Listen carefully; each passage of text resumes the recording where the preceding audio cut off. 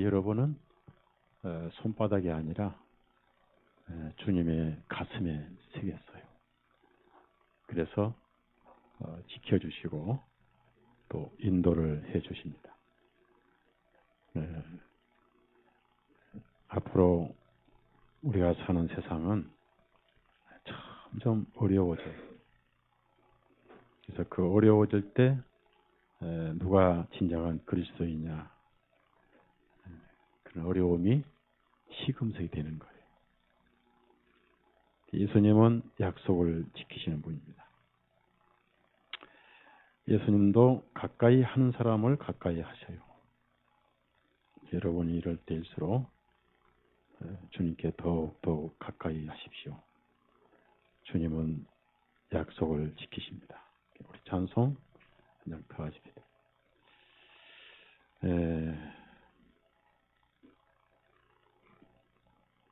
446장. 오 놀라운 구세주 예수 내 주 참 능력의 주시로다. 큰 바위 및 샘 솟는 그곳으로 내 영혼을 숨기시네. 우리의 영혼을 책임져 주신 예수님. 예수님은 이장 미쁘십니다. 우리는 수시로 변해도 여러분을 향하신 주님 마음은 단 한치도 변한 적이 없습니다. 446장입니다.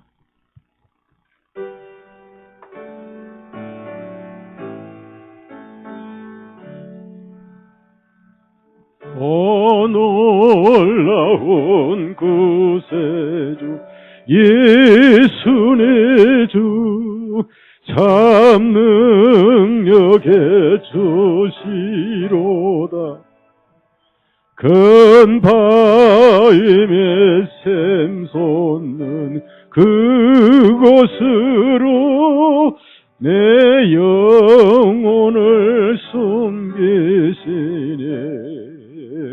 메마른 땅을 종일 걸어가도 나 피곤치 아니하며 저 위험한 곳 내가 이를 때면 큰 바위에 숨기시고 주 손으로 덮으시네. 오 놀라운 구세주 예수 내 주 내 모든 짐 벗기시네.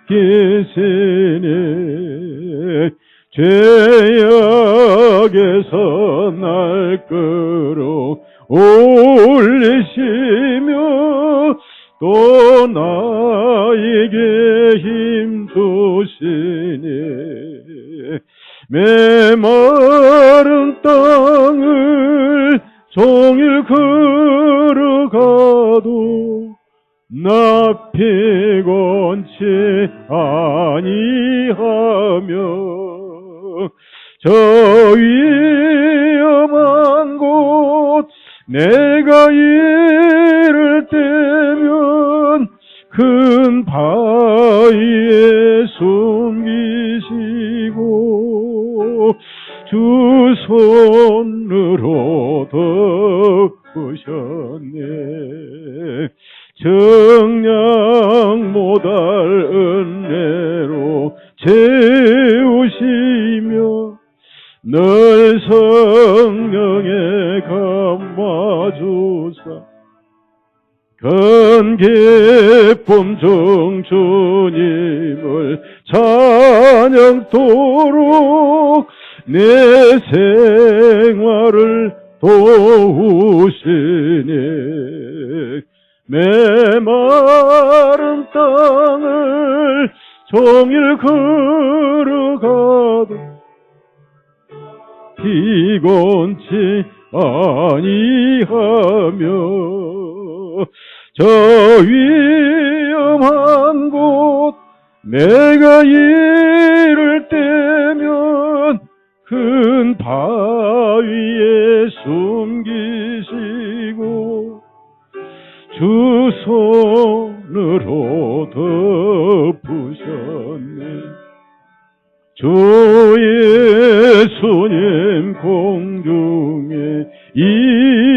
하실 때 나 일어나 맞이하리.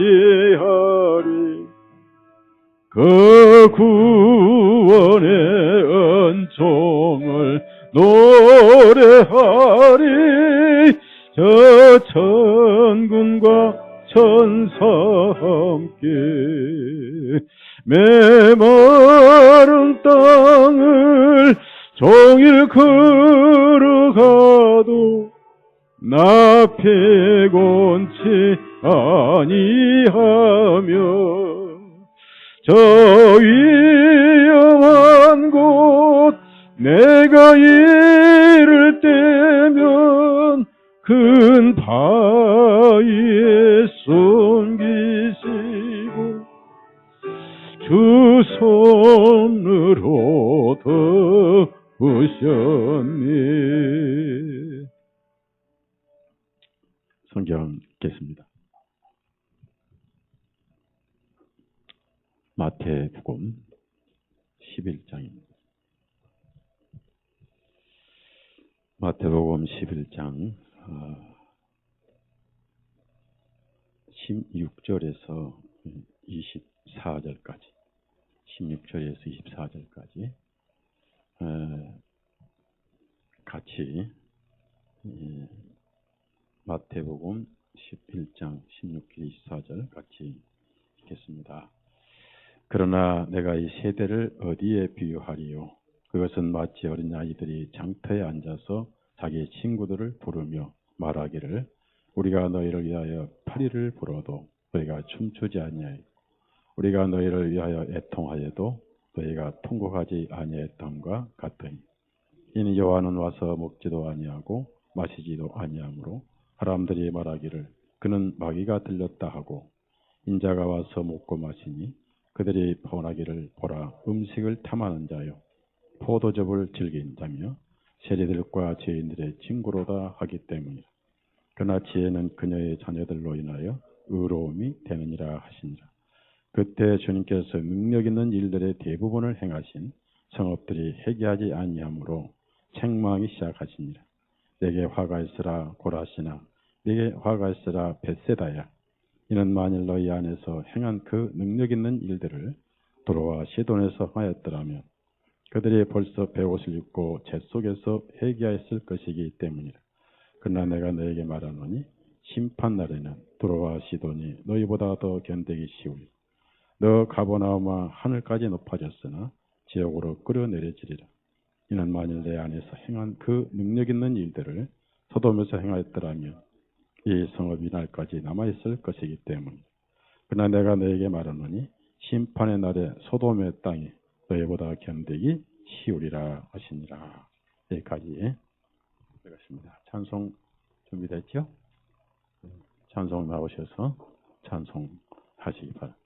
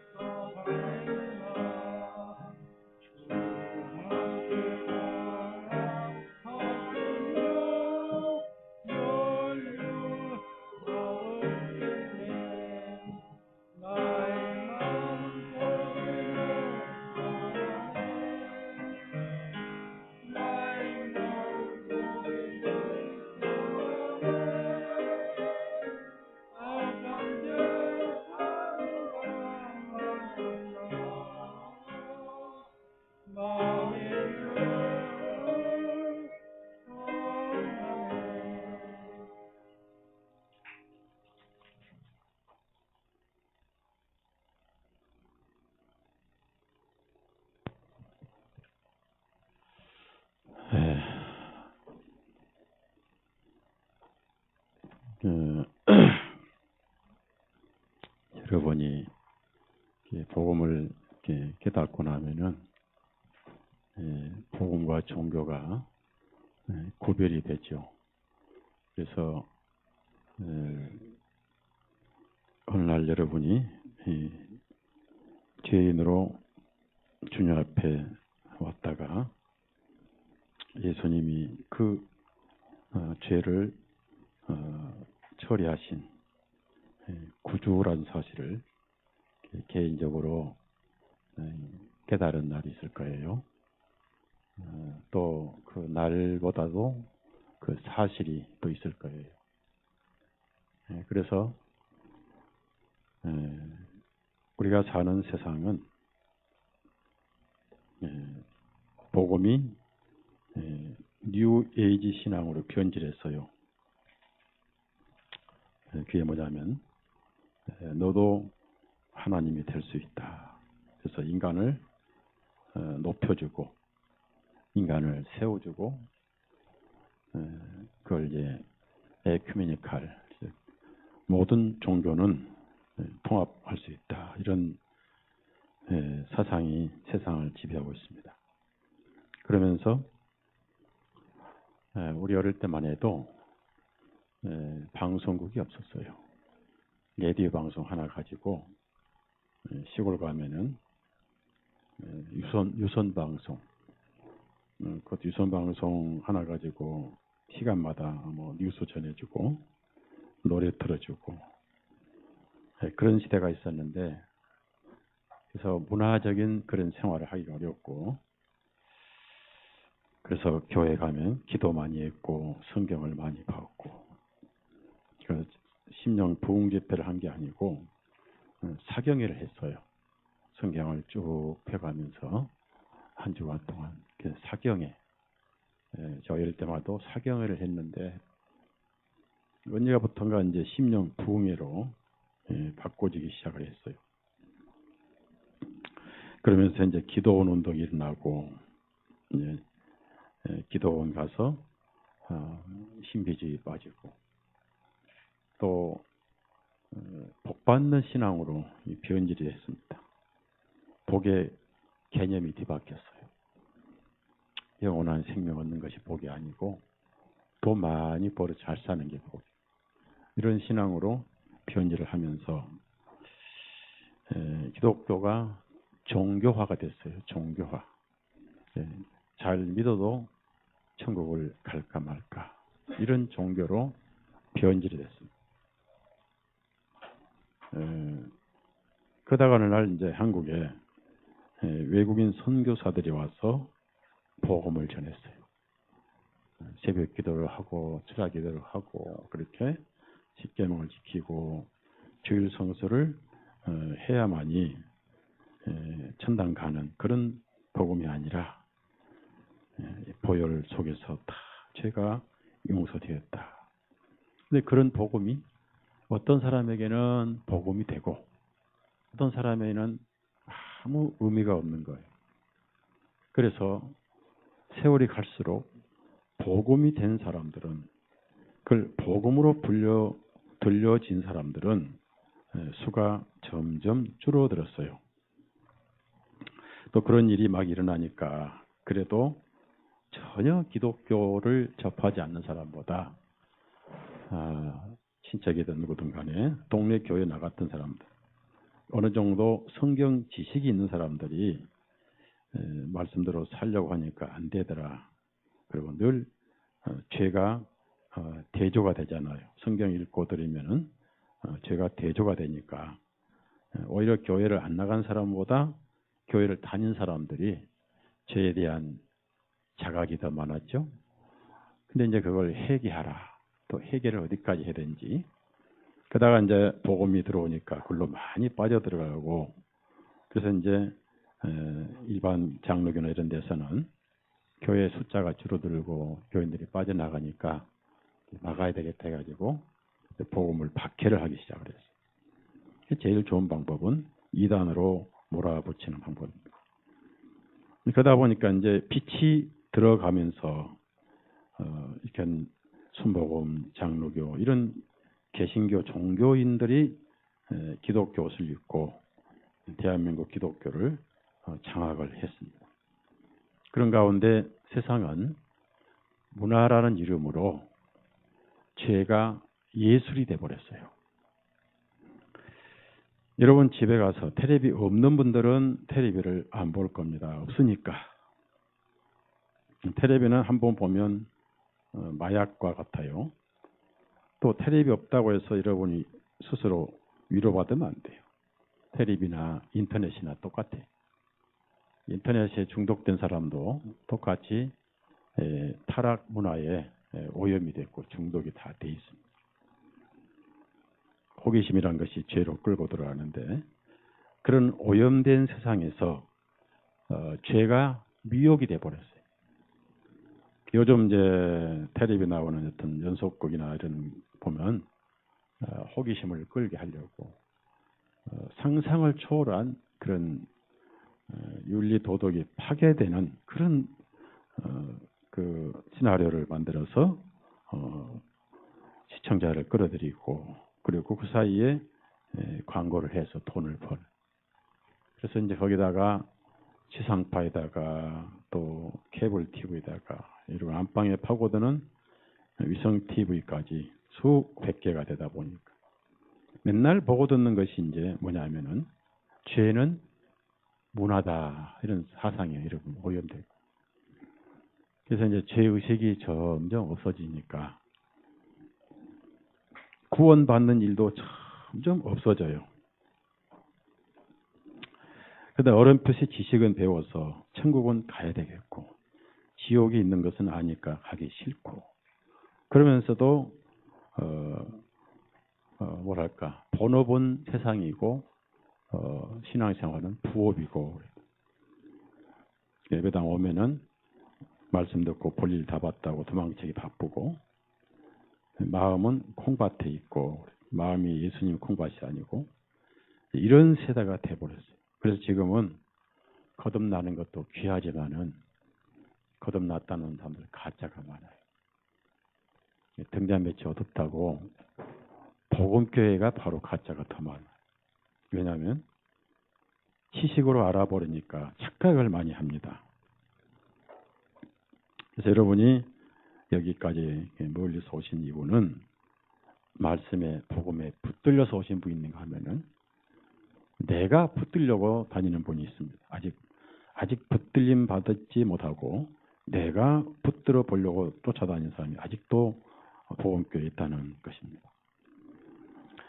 그리고 안정을 찾지 못하고 또 와서 내 나름대로의 복음을 여기다가 접목시켜 보려고 하다가 목회자의 강력한 반대에 부딪히면 그걸 고개를 숙이지 않고 오히려 할례받지 못한 마음이 돼서 떠나고 떠날 때는 감격과 감사가 아니라 해코지하고 언제는 피로 거듭난 형제 목사님 하다가 언제는 욕을 대빠하고 괴롭히고 이렇게 떠나고 이런 세월을 36, 7년을 겪어봤어요. 그래서 얼마나 육신들이 못돼 먹었는가 하는 것을 더 이상 생각해보고 예수님은 왜 이런 인간 덩어리들을 구원해 주셨을까?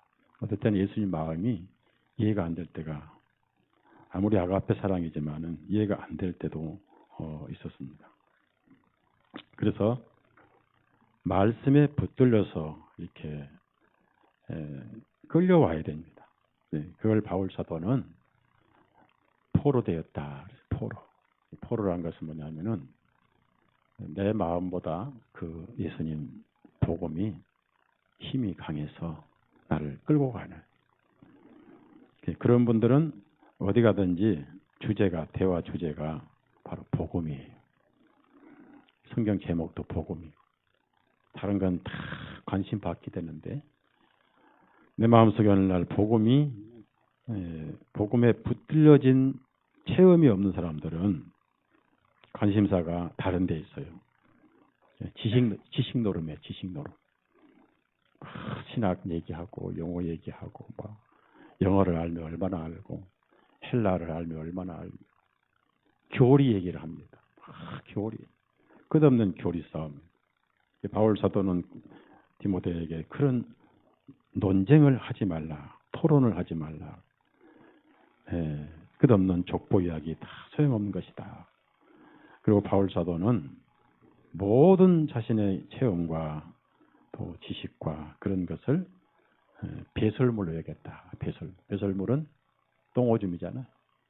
그리고 예수 그리스도를 아는 것만 그는 가지고 있다. 이런 간증을 했고 또 예수 그리스도 보혈의 진리 외에는 아무것도 알지 않기로 작정했다.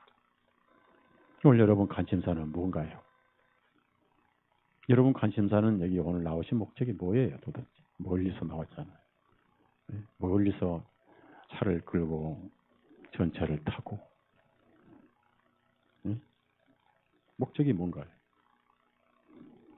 여기는 아무것도 없어요. 다 복음이에요. 복음이 여기 생명이고 복음이 여기 주제예요. 저 많은 책이 있지만은 다 복음으로 끌어들이기 위한 하나의 매개체지 천년왕국 저런 예수의 저런 게 중요한 게 아니에요.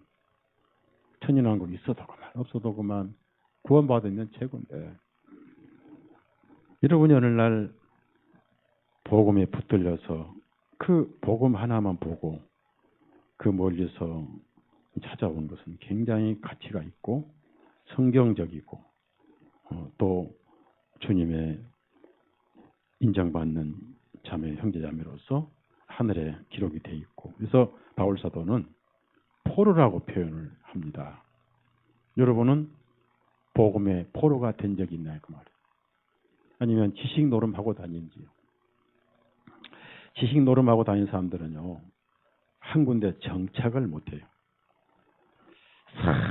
사방에 다니면서 새로운 걸 발견하면 그게 전부인 줄 알고 또 옛날 교회에다 쫙 퍼뜨리고 또 얼마 가면 또 그게 식어지고 식상하면 또 새로운 걸 찾고 다니고 또 퍼뜨리고 다니고 끝이 없어.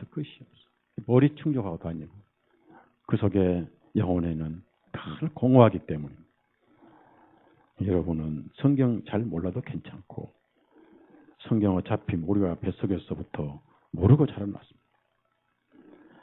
솔직히 사도 바울도 계시록 읽어본 적이 없어요. 아브라함은 십계명 읽어본 적도 없어요. 문제는 딱 한 번만 아시면 돼. 예수님은 나를 구원하신 분이다. 그래서 옛날 일제시대에 북한 땅에 최권능 목사라는 분이 있었어요. 일제시대에. 그 양반은 단순하게 복음을 전했어요. 평양신학을 나오신 분인데 그때만 해도 복음이 순수했어요.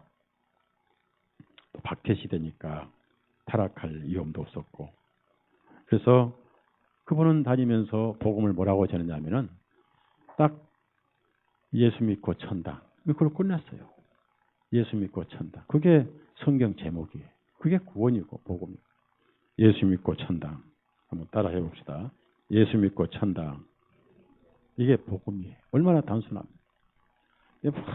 요즘에는 지식들을 끌고 그래서 여러분 마음속에 관심사가 복음이냐 아니면 무슨 신비한 것이냐 아니면 무슨 시나리오처럼 소설처럼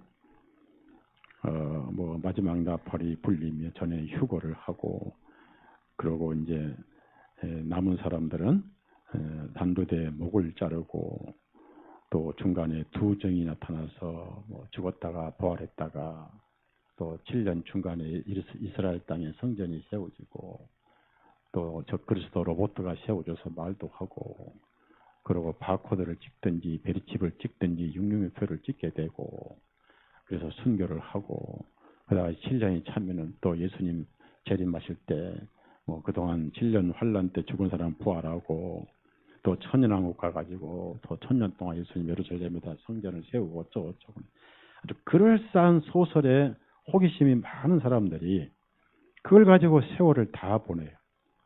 그런데 그런 얘기 하려면 제 앞에서 하면 안 돼요. 왜? 공자 앞에 문자 쓰니까.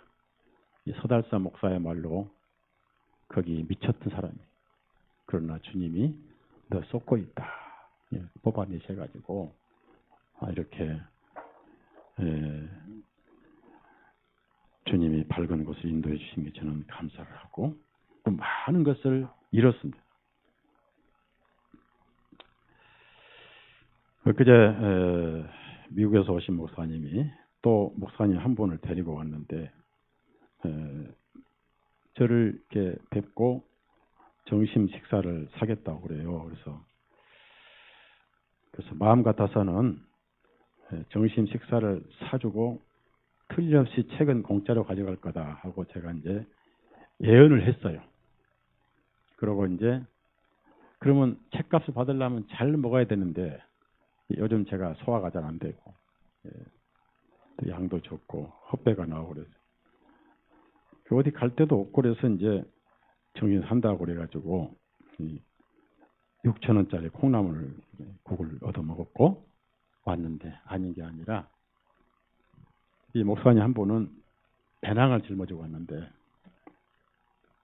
분명히 올 때는 배낭이 훌쩍했는데 새로 오신 목사님은 이제 수지에서 목회를 하신 분인데 장로교에서 이제 트랜스포를 했어요. 이제 옮겨가지고 거기다 세대주의 갔다가 다시 또 저를 만나서 그날 교제를 장시간 해서 많은 걸 풀어줬고 카톡으로 지금 교제하면서 또 찾아오겠다고 그러는데 그런 분이나 좀 바로 밝혀주려고 교제를 했는데 식사를 마치고 이제 한참 차를 마시고 있다가 뭐 필요한 책이 있으면 얘기하시라고 했는데 두 분이 나가더니 목사님 배낭에다가 배가 땅땅하게 책을 다 쌌어. 몇 권 쌌는지도 몰라. 무슨 책 쌌는지 모르고. 그리고 같이 온 목사님도 비닐에다가 한 봉지 싸가지고 속으로 콩나물 도로 토해내야 되겠다 했는데 그래도 감사한 것이 그 책 가져가서 선하게 쓰면 되고 그런 분들이 진리가 밝혀져서 올바로 좋으면 되는데 제가 이제 그 얘기를 했죠. 복음이 중요하다. 그래서 나중에 쭉 제가 카톡으로 교제를 해줬어요. 복음이 중요하다고. 단순합니다. 그래서 잘못 가면은 곁길로 빠져버리고 철학으로 지식으로 빠져버리면 걷잡을 수가 없어요. 솔직히 성경은 무한한 지식이 들어있잖아요. 창세기부터 계시록까지. 이걸 다 알고 청옥한 사람이 얼마나 있겠고 또 시대에 걸쳐서 성경이 기록됐기 때문에 성경을 다 보고 하늘나라 간 사람은 거의 없습니다. 솔직히 사도들은 구약을 몰라요. 왜 모르는지 아세요? 사도들은 율법주의자지만 바리새인들이나 사두개인들이 아니고 서기관들이 아니에요. 그래서 그 당시 성경은 어디에 가서 볼 수 있냐면은 이 해당에 가야만 볼 수 있습니다. 해당에 이렇게 뒤에다가 두루마리 창고가 있는데 우리는 지금 이 인쇄 기술이 발달해서 한 권을 가지고 있지만은 두루마리가 창고에 쫙 있었습니다. 이사야만 해도 두루마리가 열 몇 개가 돼요. 그 하나씩 갖다가 이제 펴놓고 읽고 한 바퀴 돌면 두루마리 키스를 하고. 그럼 그건 서기관들 전유물이고 제장들 전유물이고 바리새인들이 전유물이지. 어디 베드로가 바리새인이고 어디 요한이 바리새인. 그들은 어부였습니다.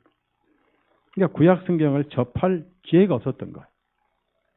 그러니까 여러분이 요한복음이나 또 다른 데 어디 보면은 성령으로 기록이 됐으려도 구약 인용이 많지는 않습니다.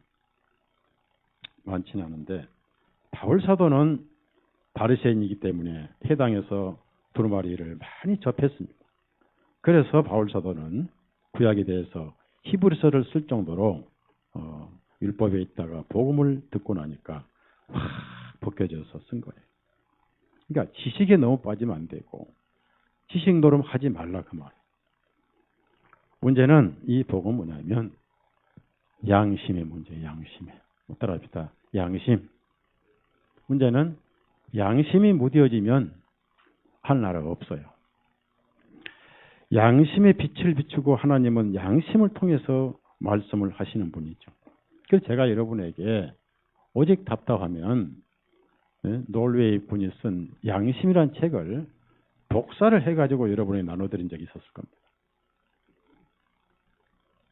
오직하면은 제가 책을 많이 봤지만은 지금도 끊임없이 책을 보지만은 양심에 대해서 그렇게 분명하게 또 체험적으로 밝힌 책은 제가 보지를 못했어요. 그래서 우리 형제자매들이라도 그걸 읽어놓겠다 해서 언젠가 제가 복사해가지고 나눠드린 적이 있는데, 양심을 통해서 하나님은 말씀을 하십니다. 그러면은 여러분, 양심이 어느 날 빛이 비친 적이 있냐 그 말.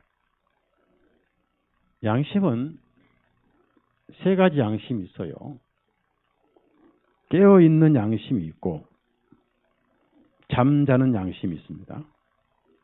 그 다음에 우리 그리스도인 양심 말고 그 다음에 깨어있는 양심은 그리스도인 양심에 해당돼요. 그 다음에 이미 태화된 양심이 있어요. 태화된 양심.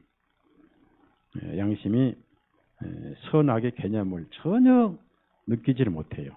왜 그러냐면은 오랜 세월 양심이 죄와 더불어 산 사람들은 죄 의식을 못 느껴요. 그런 사람들은 구원을 못 받아요. 구원 받을 수가 없어요. 죄 의식을 못 느껴요. 선다싱 책에 보면 이런 글이 있어요. 옛날에 티베트에 가면은 그 오랜 그 굴 속에서 수양을 하는 그 수도승들이 있습니다. 그런데 오랜 굴 속에서 수도를 하다 보니까 빛을 접할 시간이 없었어요. 이런 빛을. 백인철 행전이 여기 전등 빨리 고쳐주세요. 네? 이거 좀 모양새가 안 좋죠?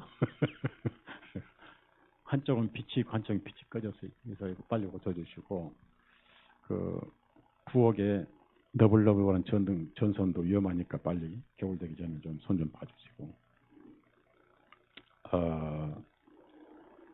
오랜 세월 동안 동굴에서만 살다 보니까 아예 빛을 보지 못하고 살다가 어느 날 밖에 나와서 눈이 이렇게 멀었어요. 빛을 보지를 못해요. 이렇게 어둠에 산 사람들은요, 양심이 태화돼 가지고 의의 빛을 느끼지를 못합니다. 그러면 이제 뭘 거기서 문제가 발생하냐면은 자기가 왜 죄인인지를 몰라요. 죄 의식이 없어요. 아무리 들어도 내 마음에 내 것이 되질 않아요. 이론으로 2 더하기 2 하면은 머릿속에는 복음이 맴돈데 내 것이 된 적이 없어요. 그래서 이제 할 말이 없어요. 유구무원이라. 어찌하여 예복을 입지 않느냐 물어보니까 입은 있으되 말이 없더라. 그게 그림자예요. 거기 잔치에도 왔는데 자기가 입고 온 간증도 없고 예복도 없어요. 옷을 보일 만한 옷이 없었어요. 그걸 뭡니까? 양심의 부끄러움을 덮는 구원의 옷이 없었어요. 제가 이제 요즘에 수시로 글을 이제 쓰기도 있지만은 여러분 주보에 있는 글 다음에 또 페이지가 하나 더 있는데 읽기 쉽게 간단하게 2페이지씩 글을 올려서 홈페이지에 올리고, 시중에 나와 있는 전도지가 우리 복음하고는 거리가 멀어요. 그리고 그래서 전도지를 제작하려고 이 글을 쭉 전도지 쓰고 있습니다. 간단하게 쓰고 있습니다. 써서 몇 장을 쓰면은 인쇄를 할 거예요. 양심이 태화된 상태에서 빛이 비춰오지를 못했기 때문에 왜 내가 죄인인지 모르고, 예수님은 죄인을 구원하려고 오셨고 또 구원하셨는데 그것이 내 것이 되질 않아요. 그러니까 이제 교제하면은 뭐가 나와요? 복음이 한 번도 안 나와요. 그 자기 마음의 주제가 복음이 되지를 않습니다. 중심에 질그릇에 보배로 들어온 적이 없기 때문에. 그러니까 다른 주제를 가지고 자꾸 교제를 하고 얘기를 하고 지식 얘기를 합니다. 정말 핵심은 어디 가고 없어요. 복음 없어요. 입에서 간증이 안 나와요. 그건 오늘날 위험한 신앙이고, 그러다가 이제 언제 빛이 비치느냐? 위험할 때, 병이 들 때라든지 또 세상에 어떤 재난이 올 때 빛이 비칩니다. 그러면 혼자 고통스럽게 하다가 지옥을 가버려요. 그래서 믿다가 지옥 간 사람은 정말 불쌍한 사람. 억울하고 이를 갈고. 우리나라 목사들 약 60, 70%가 거듭나지 못한 종교인들. 그래서 이런 문제를 제대로 얘기해주는 목회자가 어디 있고 전도자가 어디 있느냐 이겁니다. 당장 자리를 채워야 되니까 아부 설교만 합니다. 그저 지옥을 가도 좋사오니 예배당만 나와주세요. 이게 오늘날 설교자들의 설교 주제예요. 좋습니다. 혹시 예배당 못 나오고 연휴 때 놀러 가려면 11조라도 온라인으로 송금하고 가시옵소서. 이게 이 시대의 전도자의 설교예요. 근데 여러분, 세상이 변해도 복음은 안 변하고 복음이 분명해야 영혼이 구원을 받습니다. 구원 얘기지 다른 얘기 다 필요 없어요. 성경은 구원의 책이고. 역사가 뭡니까? 역사가 히스토리 아니? 많은 사람들이 영어 한다고 뭐 잘난 척합니다. 히스토리. 근데 스토리는 아는데 히를 몰라. 히는. 이야기는 스토리입니다. 줄거리 스토리. 그런데 앞에가 히가 붙은 건 몰라요. 영어 알아봤자 초등학교 맛도 못합니다. 히가 누구예요?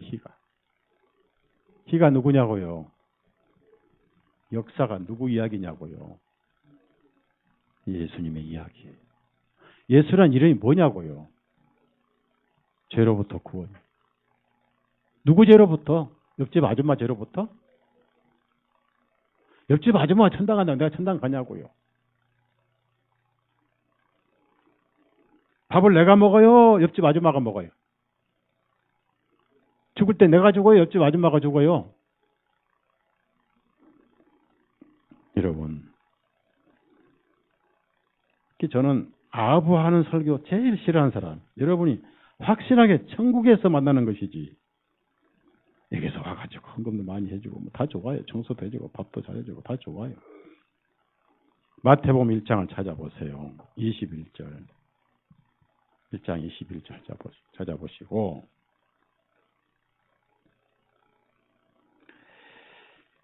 1장 21절 같이 읽습니다. 그녀에게 한 아들을 낳게 하시리니 너는 그분의 이름을 예수님이라 부를지니라. 이는 그분께서 자신의 백성을 그들의 죄들로부터 구원하실 것이기 때문이라 하니라. 해보서 아들을 낳게 하시리니 그랬습니다. 그러면은 잉태하자마자 아들로 잉태됐습니다. 그 20절 보니까 그녀 안에 잉태된 아이입니다. 그러니까 잉태됐어요. 그럼 여자가 아이를 잉태하면은 몇 가지 증거가 있죠? 참여님들 잉태 안 해봤어요? 왜 이렇게 고다운 보리차들? 네? 그래요. 뭐 구체적인 얘기를 안 하셔도 좋아요. 여자가 아이를 잉태하면 몇 가지 증상이 있어요. 생리가 끊긴다든지 입덧을 한다든지 구역질을 한다든지 그런 게 있습니다. 그러면은 그걸 누가 알았느냐면 요셉이 알았습니다. 그래서 조용히 헤어지자. 그렇게 했는데 그 잉태된 아이 있는데 그거를 이제 천사가 가브리엘이 이건 워낙 중요한 것이니까 그 천사가 뭐라고 했냐면은 아들이다 그랬어요. 아들이다. 근데 요즘에는 임신하고 몇 개월 돼야 아들인지 딸인지 병원 가서 확인을 할 수 있잖아요. 그리고 이름을 지으라고 그랬어요. 이름을 예수스라고 그래요. 예수스. 그 예수와 예수스는 구약에는 여호수아고 여호와입니다. 그 뜻이 뭐예요? 구원주입니다. 구원주. 그래서 이름을 왜 그렇게 지으려면은 왜 구원자라고 지어야 되냐면은 자신의 백성을 죄로부터 구원하실 분이니까 구원자라고 지어라라고 한 것이 21절이에요. 자, 21절 한번 더 같이 한번 더 읽어요. 마태복음 1장 21절 읽습니다. 시작. 그녀에게 한 아들을 낳게 하시리니 너는 그분의 이름을 예수님이라 부를지니라. 이는 그분께 자신의 백성을 그들의 죄들로부터 구원하실 보십시오. 그래서 여호와 야훼, 예수와 여호수아 그 뜻이 뭐냐면은 구원주예요. 구원. 하나님은 구원이시다. 그러면은 구원도 안 받고 예수님 부르면 그건 진짜 이상한 거예요.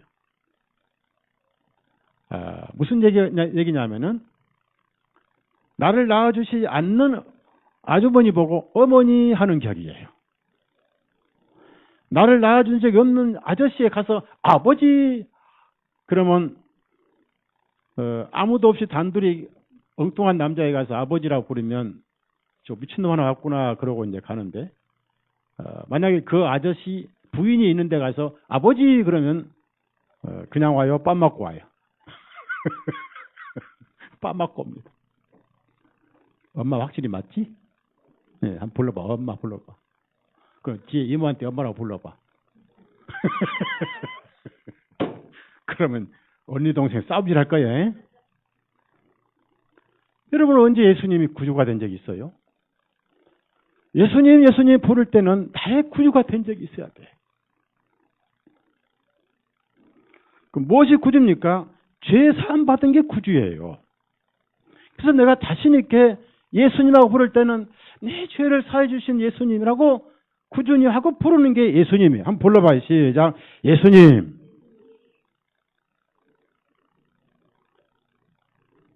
여러분 죄를 용서해 주시면 예수님이에요. 천하 인간의 다른 이름을 우리에게 주신 적이 없다고 그랬어요. 그래서 거듭나지 않고 죄사함 받지도 않는 예수님을 부를 때는 하나님을 모독하고 신성 모독하고 욕되게 하는 것이다. 최초에 하나님의 이름을 밝히신 것은 출애굽기 6장에 나와 있어요. 출애굽기 6장을 찾아보세요. 출애굽기 6장에 보면 여호와라는 이름. 히브리어는 여호와고 헬라어는 예수스요. 예수와. 발음만 다를 뿐이지 내용은 똑같아요. 다 구원자예요. 구원자. 그래서 구원할 형편이 됐기 때문에 구원자로 표현이 된 거예요. 원래 킹제임스 성경은 여호와가 7번 뿐인데 이 히브리어는 수천 번이 나와요. 자, 6장 2절, 3절 같이 읽겠습니다. 하나님께서 모세에게 전하여 말씀하시기를 나는 주인이라. 내가 아브라함과 이삭과 야곱에게 전능한 하나님의 이름으로 나타났으나 여호와라는 하나의 이름으로는 그들에게 알리지 아니. 여호와라는 나의 이름으로. 그러면 하나님은 뭐냐면요. 하나님은 이름이 아니에요. 성부와 성자와 성령 그것도 이름이 아니고 호칭인데 직분입니다. 직분. 하나님은 오직 한 분이란 뜻이에요. 한 분. 한 분. 이름은 아닙니다. 이름은 여호와예요. 그 뜻이 뭐냐면 구원자입니다. 구원자.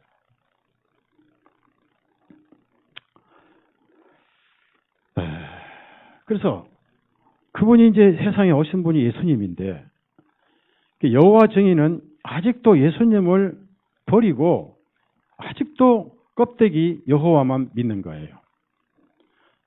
그래서 구원이 없어요.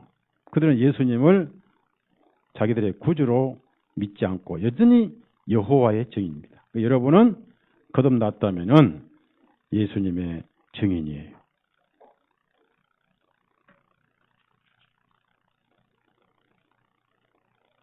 네? 그래서 예수님께서 주님께서 성경에 그런 얘기를 많이 하세요. 나 외에 구원자가 없느니라. 내가 이 세상을 하나님께서 내가 이 세상을 창조하였고 또 구원하였고 너희 이스라엘 사람들은 나의 증인이다 이렇게 말씀하죠. 그래서 그렇게 해서 어느 날 우리가 복음을 깨닫고 나니까 관심사가 이제 복음만 해당되고 교제하면은 자기 속에서 복음이 먼저 나와야 됩니다. 중심이 복음이 돼야 돼. 나는 어떻게 살았는데 어쩌다가 내가 죄를 깨닫게 되었고 그 죄 때문에 이렇게 힘들었는데 어느 날 성경을 통해서 세미나를 통해서 책을 통해서 또 상담을 통해서 설교를 통해서 예수님이 내 죄를 다 감당하셨더라. 그래서 나는 편하다. 그게 간증이 되고 그게 전도가 되고 그게 대화의 중심이 돼야 돼요. 그런 분 중에 한 분이 김금래 자매님. 그분은 확실하게 천국 갔어요. 어설프게 가는 게 아니에요. 그게 이제 불확실하면 헤매고 다녀요. 근본이 반석이 없으니까 헤매고 다니는 거예요. 그것을 정확하게 지적해서 복음을 깨닫게 하면은 못 견디고 떠나버려요. 그래서 전도자들이 벌벌 떨고 간지러운 기나 긁어주고 그거 아주 주님의 종이 아니고 부의 종이고 명예의 종인 거예요. 다시 한번 마태복음 11장을 가봅시다. 그러면은 바울사도는 어떤 사람입니까? 바울사도가 포로로 나는 잡혔다. 그리고 복음의 내용은 영혼 구원인데 영혼 구원은 뭐냐? 바로 사랑이래요. 사랑. 그래서 하나님의 사랑을 받았다. 그걸 바울사도는 로마서에다가 사랑이 부음받았다. 그 나중에 바울사도는 그 신약 성경에 이렇게 쭉 이렇게 쓰는 거 보면은 그리스도인들이 교회가 어떻게 가야 되고 생활을 어떻게 해야 되고 교회 진리를 쭉 얘기를 하다가 가끔 어떻게 너희들이 그리스도인이 됐느냐고 근본을 지적해 주면서 한 번씩 되새김질을 해줍니다. 신약 성경이 그게 없으면 근본이 흔들려 버려요. 디모데전서 1장을 찾아봅시다. 그러니까 이 근본은 우리가 확실히 알고 가야 되고 그 위에다가 집을 짓는 거예요. 신앙생활은 집을 짓는 겁니다. 디모데전서 1장 15절 같이 15절 같이 읽습니다. 시작. 신실하도다 이 말이요 온전히 받아들이기 합당하니 그리스도 예수님께서 죄인들을 구원하시려고 세상에 오셨도다 한 것이라. 죄인들 중에 내가 우두머리로다. 자 보십시오. 15절 말씀 속에 예수님이 오신 목적이 한 구절에 다 들어있어요. 여기서 그리스도 예수님께서 뭐 한 사람들을 구원하시려고 죄인들을 구원하시려고 세상에 오셨는데 이제 구원하셨고 그러면 그 죄인들 중에 누가 가장 우두머리냐? 바로 나다. 그러겠습니다. 왜 그러냐면은 그는 교회를 많이 박해를 했기 때문에 여러분이 개인적으로 살면서 지은 죄하고 교회를 박해하는 죄는 좀 차원이 다릅니다. 자, 13절. 그래서 우두머리다 그랬어요. 여러분은 교회를 박해는 하지 않았겠죠. 공개적으로. 13절 같이 읽습니다. 내가 전에는 하나님을 모독하는 자요 박해하는 자요 해를 끼치는 자였으나 내가 오히려 공의를 입은 것은 내가 믿지 아니하였을 때 알지 못하고 행하였기 때문에. 맞아요. 바울 사도가 알았으면 그렇게 하겠어요. 감사를 해야지 오히려. 이제 알았으니까 전도하고 다니잖아요. 몰랐으니까 그랬다. 이제 그걸 생각하니까 내가 참 죄인 중에 개수인데 예수님이 오신 목적은 딱 하나다.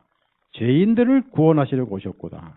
그 죄인이 누구냐? 바로 나다. 그래서 나 같은 죄인도 구원받았으니 여러분은 당연히 구원을 받는다는 그 조가 16절입니다. 16절 같이 읽어요. 16절 다 같이 읽습니다. 시작. 그러나 내가 긍휼을 입은 것은 이런 여인이니 내 안에서 예수 그리스도께서 먼저 온전히 오래 참으심을 보여주시어 앞으로 그분을 믿어 영원한 생명에 이르게 될 자에게 본이 되게 하려 하심이라. 보십시오. 바울 사도 같은 사람도 예수님이 이렇게 오래 참으셔서 구원해 주셨는데 그걸 본이 돼서 다른 사람들도 얼마든지 구원을 받을 수 있다. 이런 말씀이 있습니다. 자, 저를 보세요. 마귀의 관심사는 뭔지 아세요? 여러분에게 피를 잊어버리게 해요. 뭘 잊어버리게 한다고요? 그리고 열심만 생각나게 해요. 그리고 성경 다른 지식은 다 부지런히 가르쳐줘 마귀가. 그런데 예수님 피는 싹 잊어버리게 해요. 성령 얘기를 많이 하고 성령 충만을 많이 하되 피만 쫙 빼놔요. 그 마귀의 술수예요. 성령님 오신 목적은 성령 충만하게 하시고 성령의 열매를 맺게 한 것이 본 목적인가요? 예수님 피로 구원받는 복음이 본 목적인가요? 네? 성령님은 예수님을 증거하러 오셨어요. 자, 그러면 신약 성경이 성령님이 오신 후에 쓰여졌어요? 오시기 전에 쓰여졌어요? 네? 그렇게 쉬운 걸 이렇게 헷갈려가지고 대답을 제대로 못하면 되냐고요. 서울중앙침례교회 아니구만. 오늘은 서울중앙침례교회 아닌 것 같아. 오신 후에. 오신 후에 신약성경이 뭐예요? 마태 뭐죠? 마태 율법이요? 누가? 마가? 요한? 복음이잖아요. 복음. 자, 그래서 근본을 잊어버리면 안 된다. 반석에서 여러분이 집을 지어줬기 때문에 안 되는데 어떻게 해서 우리가 이 은혜 안에 들어와서 입맞춤이 서로 되느냐 이겁니다. 교제가 돼. 우리 관심사는 다른 사람 보면 구원받았는가의 관심사고 거듭난 사람은 저분도 언제 이 예수님의 피를 통해서 죄사함 받았군. 이게 우리의 관심사입니다. 예수님이 오실 때 내가 세상에 온 목적은 뭐냐. 예수님이 이런 말씀하셨어요. 죄인이 구원을 받는 것이지 다른 건 소용이 없어요. 그래서 여러분이 이제 죄 많은 사람의 관심사는 어떻게 하면 죄를 용서받을까 그래요. 그러면은 이스라엘 사람들은 죄를 지을 때마다 한 마리 염소라든지 양을 사다 가지고 가서 자기가 죽여 안수하고 죽여서 피를 이렇게 뽑아서 제사장에 갖다 주면 끝나요. 매일 아침 저녁 제사 드리고 매일 제사가 드리니까 계속 제단에는 피가 뿌려지고 끊임없이 피가 뿌려지고 이게 이스라엘 사람들이 한두 명이에요. 계속 죄를 짓고 계속 피를 가져오거든. 그래서 그 피를 흘리고 하는데 거기 들어가서는 안 될 사람이 있습니다. 병자들은 못 가요. 중풍병자들은 못 갑니다. 또 중풍병자는 돈도 없어요. 적어도 양 한 마리 살려고 염소 한 마리 살려면은 요즘에 몇십만 원 들잖아. 옛날에 몇만 원 들었고. 그래서 나환자들은 얻어먹는 주제니까 새라도 잡아다가 갇히면 된다. 나환자들. 새피도 피니까 어차피 생명 같은 거니. 그런데 이 나환자, 이 중풍병자는 자기가 환자니까 성전에 가지도 못하고 돈도 없지. 큰 죄에 대해서 짓눌리고 살았어요. 여러분, 죄가 짓눌리면요, 몸에 병이 와요. 마음이 불안하면 우울증이 와요. 이해하세요? 마음이 즐거우면 우울증이 병이 나와버려요. 병이 나와버려요. 그래서 그리스도인들은 정확하게 말하면 우울증 걸려서는 안 됩니다. 월요일부터 토요일까지 걸렸다가 주일날 말씀드리면 나와버려야 돼. 아멘 하세요? 네, 나와버려요. 삶이 지치니까 우울증 걸릴 수 있죠, 여러분도. 그런데 그래서 예수님이 지금 이 중풍병자에게 급한 건 뭐냐? 바로 죄사함이다. 그러면 죄사함 받으려면 성전에 가야지, 희생물을 바쳐야 돼. 그러니까 할 수 없으니까 계속해서 그는 죄에 짓눌리고 병이 더 눌러서 중풍에 더 중풍이 된 거예요. 예수님이 그 마음을 딱 보시고 오시자마자 이제 내가 왔으니까 예수가 왔잖아요. 구원자가 왔잖아. 그러니까 자, 내가 침례 받을 때 너뿐 아니라 세상 죄 다 내게 이미 형벌 넘겼다. 그러니 네 죄 용서받았다. 마태복음 9장 1절 2절 같이 해보세요. 1절 2절. 그게 복음이고 그게 기독교고 성경의 주제예요. 마태복음 9장 1절 2절 다 같이 읽겠습니다. 주님께서 배에 오르시어 건너가 자신의 본 성으로 들어오시니 보라 사람들이 침상에 누워있는 한 중풍병자를 주님께 데려오니 예수님께서 그들의 믿음을 보시고 그 중풍병자에게 말씀하시기를 아들아 안심하라 네 죄들을 용서받을지어다. 보십시오. 지금 중풍병자는 중풍에서 일어나는 것이 그의 급한 소원이었군로 사람들은 생각하는데 예수님은 그 마음을 보셨어요. 지금 저 환자가 죄하고 씨름하고 있구나. 그래서 이제 성전 갈 필요도 없고 염소나 송아지의 피도 필요 없고 예수님이 희생 예물이시기 때문에 직접 용서를 받을지어다. 그랬더니 난리가 난 거예요. 그리고 쉽겠느냐 그 말씀은 이제 병 고치는 게 훨씬 쉽다 그 말이에요. 왜냐하면은 그 예수님 병 다 고치니까. 근데 죄사함 받는 것은 성전에 가서 피를 뿌려야 되거든요. 그래서 예수님 하신 말씀이 있어요. 자, 9장 12절 13절. 이게 기독교예요. 기독교. 9장 12절 13절 다 같이 마태복음 9장 12절 14절 같이 있습니다. 시작. 예수님께서 그 말을 들으시고 그들에게 말씀하시기를 건강한 사람에게는 의원이 필요 없으나 병든 사람에게는 필요하니 너희는 가서 나는 희생물을 원하지 않냐고 긍휼을 원할 것이라 하신 그 말씀의 의미를 배우라. 내가 의인들을 부르러 온 것이 아니요 다만 죄인들을 회개하게 하려고 왔기 때문이라. 죄인이 구원받는 걸 회개라고 합니다.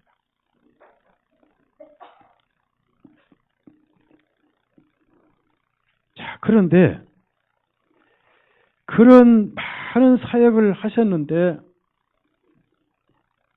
이스라엘 땅에는 이 복음을 배척한 사람들이 많았어요. 아주 많았습니다. 마태복음 11장 가보십시다. 많았고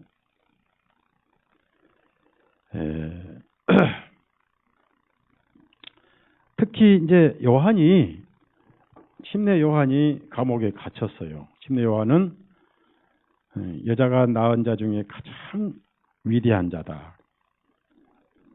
침례 요한은 높은 산을 낮게 하고 골짜기를 돋게 하고 그 예수님의 길을 편탕케 하는 사람이었습니다. 그런데 중요한 것은 침례 요한은 마지막 율법이고 율법을 이루는 역할을 한 사람 중에 한 분입니다. 그런데 침례 요한을 사람들은 천대하고 배척을 했어요. 마태복음 11장 거기 13절 같이 읽어봐요. 11장 13절 다 같이 읽습니다. 시작. 이는 모든 선자들과 율법이 요한까지를 예언한 자. 요한까지 그 요한은 침례 요한이라고 기록을 하세요. 침례 요한이 율법의 절정이에요. 율법의 완성이었습니다. 그러면은 침례 요한은 율법을 이룬 사람이고 율법을 마무리하러 오신 분인데 그러니까 가장 귀한 분인데 침례 요한의 정죄를 받지 못하면 예수님도 만날 수가 없어요. 그래서 그렇게 중요했던 거예요. 침례 요한은 정확하게 율법의 역할을 하려고 들판에 살았고 황야에 살았고 예루살렘 밖에 살았고 그 다음에 메뚜기 석청을 먹으면서 살았습니다. 제가 카톡에 처음에 카톡 할지 몰라서 이제 누가 카톡 해줘가지고 닉네임을 뭐라고 했냐면은 광야의 소리다. 그 이제 전혀 모르는 사람이 이제 들어와서 여보고 누구시냐고 광야의 소리다. 그러니까 미친놈 그러더라고. 미친놈 그러더라고. 미친놈.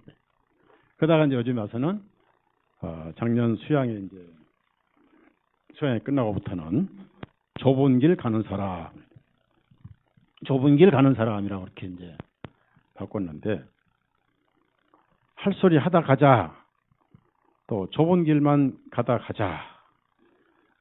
인기에 연연하지 말자. 어차피 부서진 거 더 팍 부서지다 가자. 이렇게 생각을 하고 있는데요. 이 요한이라는 사람의 소리는 어떤 사람이냐. 요한은 그의 사역이 뭐냐면은 항상 죄를 들춰내는 사람이에요. 그러니까 인기가 없어요. 별로 인기가 없어요. 요한을 다 싫어했어요. 그러면은 여러분도 남의 허물만 들춰놓은 사람은 인기가 있어요? 없어요? 가까운 데 가려고요? 자꾸 피하려고 그래. 맨날 누구 보면은 좋은 얘기 안 해.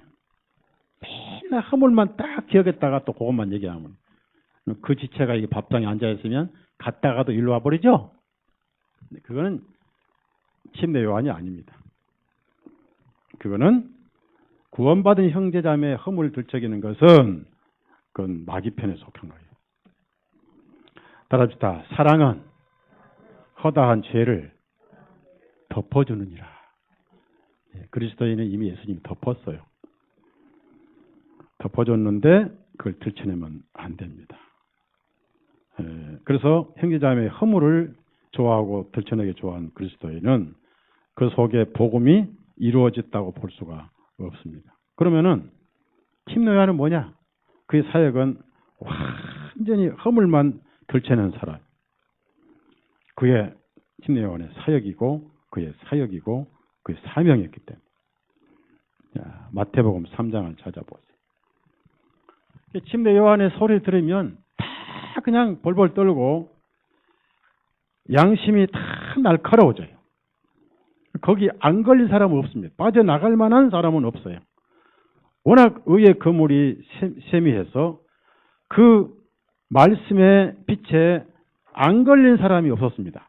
누구도 다 걸렸어요. 바리새인부터 제장부터 다 걸렸어요. 그래서 결국은 뭘 알았냐면은 비로소 잃어버린 죄인이었음을 자복하게 된 거예요. 그게 침례 요한의 사역이었습니다. 마태복음 3장 1절에서 6절까지.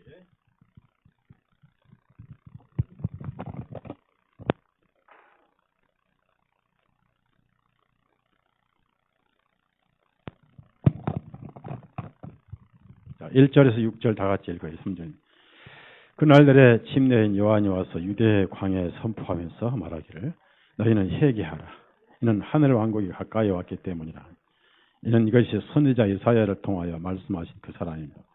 말씀하시기를 광야에서 외치는 자의 음성이 있어 너희는 주님의 길을 예비하고 그분의 행로를 곱게 하라 하셨습니다. 요한은 낙타 털옷을 입고 허리에는 가죽들을 둘렀으며 그의 음식은 메뚜기와 야생 뿔고기였다. 그때 예루살렘과 온 유대와 요르단강 주변에 사는 모든 지역이 그에게 나와 자기들의 죄들을 자복하며 요단강에서 그에게 했지. 여기서 침례 요한은 모든 사람들이 자기 죄를 자복하게 하는 사역이었어요. 그게 침례 요한이었어요. 그러면 침례는 죽는 거예요. 죽는 거. 여러분 다 죽기를 싫어하죠. 그래서 죽기 싫으니까 힘들어도 안 죽고 싶다 한 말이 아이고 힘들어 죽겠네. 그 말은 안 죽고 싶다.